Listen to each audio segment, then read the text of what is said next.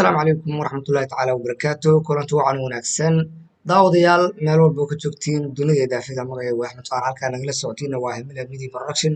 iyo sidoo kale macadka barashada culuumta iyo tiknoolajiyadda ee Himila High School saaxiibayaal kusoo dhawaada casharkeennii shanaad ee Microsoft Excel ahna casharka ugu dambeeyay warqadda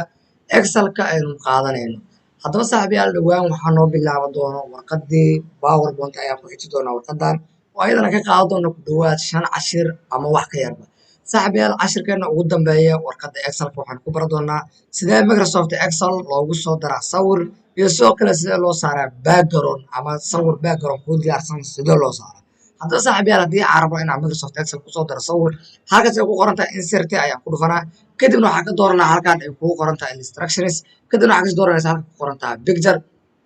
haddii sawirka uu online yahay halkaan hoose ku qoran tahay online picture ayaa dooranaysaa haddii uu computerka ugu jirana waxaa ku dhufanaysaa qaybta kore oo ah display face kadibna waxaa soo qaadanaysaa sawirkii aad rabtay inaad ku dartid markaa sawirka soo select gareydina insert ayaad dhahaysaa tani waa midii caadigeed oo kusoo baranay warqadii la dhihi jiray Microsoft Word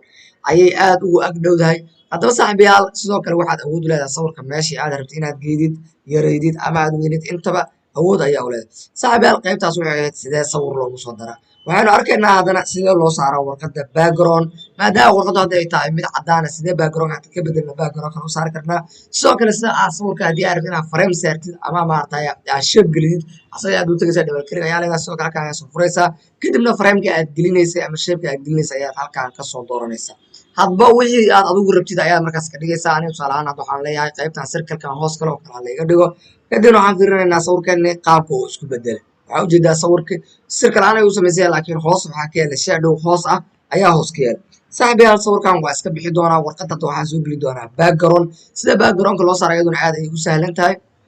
waxaan samayn doonaa halkaas ugu qoran tahay page layout ayaa soo furaynaa kadibna waxaan ka dooranaynaa halkaan ku qoran tahay background marka ka dooratid saddexdaa su'aalood ayaa ku hortaallo try again mar kale ku celi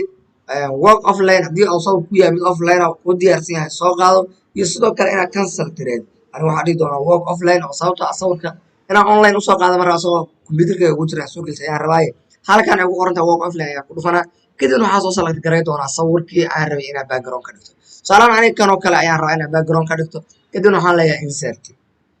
waxaa ujeedaa guud ahaan hadda warqadeydii waxaa soo galay background ah loogada Himila Media Production sidoo kale waxaa ujeedaa backgroundkii wuxuu qariyaa qoraalkii meesha ay ugu qornaa haddaba backgroundka ma aha background qurxoon waa mid iga tusaale ayuu ahay laakiin adiga waxaan kuu rajeynayaa midka qurux badan inaad samayn doontid waxaan samayn doonaa saaxiibayaal hadda si aan meeshan wax uga bedelo qoraalkan ayaan color ka bedeli doonaa control A ayaan dhigi doonaa kadibna waxaan tegi doonaa halkan qorata home qoraalka ayaan color ka bedeli doonaa wax ka dhigi doonaa cadaan waxaa ujeedaa sida uu noqday haddii colorkan color ka duwan aan arki karno oo maarata wax ka bedelaana waynu ku fiirinaynaa hadba color kasta waa dul istaagaynaa ilaa iyo midka ugu qurxoon aynu ka aragno saaxiibayaal waxaan filayaa in si fiican loo fahmay sida cashirka Excel loogu soo daro sawir sidoo kale si loo saaro background cashirkani waa cashirka ugu dambeeyay warqadda Microsoft Excel tirinta gaar doona cashirka koowaad ee PowerPoint waa dhamaantiin idin leh isma dhaaf